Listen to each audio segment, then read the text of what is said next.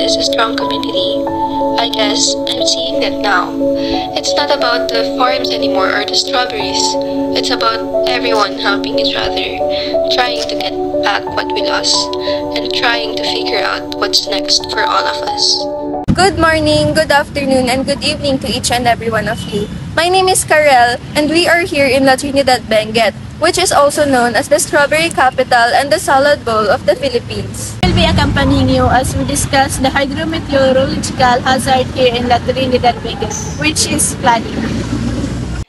Niragasan ang kulay puting na baha ang ilang bahagi ng La Trinidad, Benguet.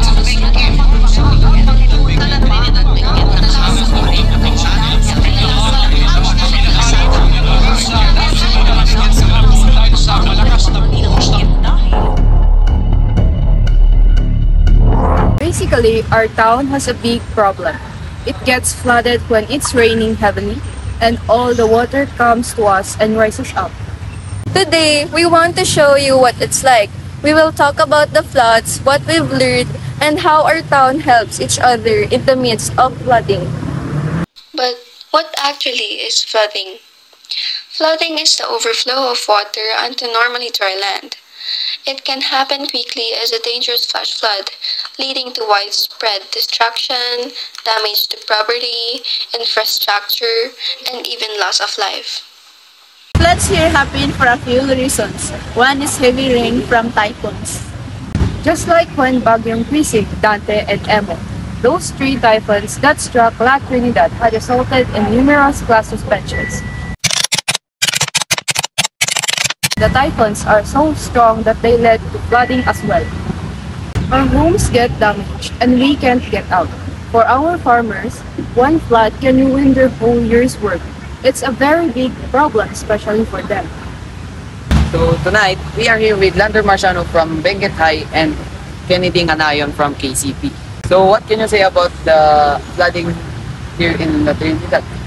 It's alarming that some people and businesses are affected, especially the strawberry farm here in La Trinidad. So how about you, sir? Okay. Some crops are lost, especially in strawberry farm. The lettuce and other vegetables are destroyed because of the flood. So thank you, Sir Lander and Sir Kennedy, for joining us. Thank you. Despite the tragic events caused by the flood, here are some things to do before, during, and after it. Before the typhoon, and you already know that your area is prone to flooding because of it, pack your go bag with things like flashlight, canned foods, water, and necessary things for emergency. Also, lift up your furniture and things in order for it not to be soaked wet with flood.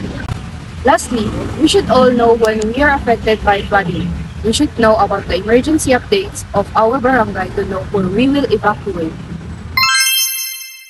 During the flooding, be alert and double-check everything if you already lifted all your furnitures and already unplugged all the sockets. Get your things ready to leave your house or your area with your family for your own safety and for your family as well.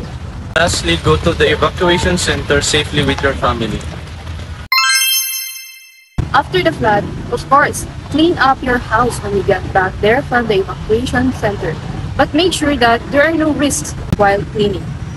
We can stop the typhoons that lead to flooding, but we can change how we deal with them. The people here in La Trinidad Benguet is strong.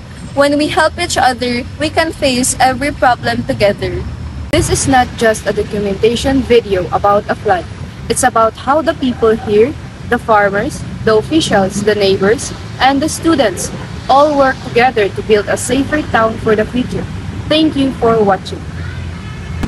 Naman pa! Just real! Ba't may flash? Tanggalin mo. Uy, hindi naka-record. Flooding is not just... Bakit ako makatras? Okay, last one. Last na to. Wait, Kennedy! Ano ka?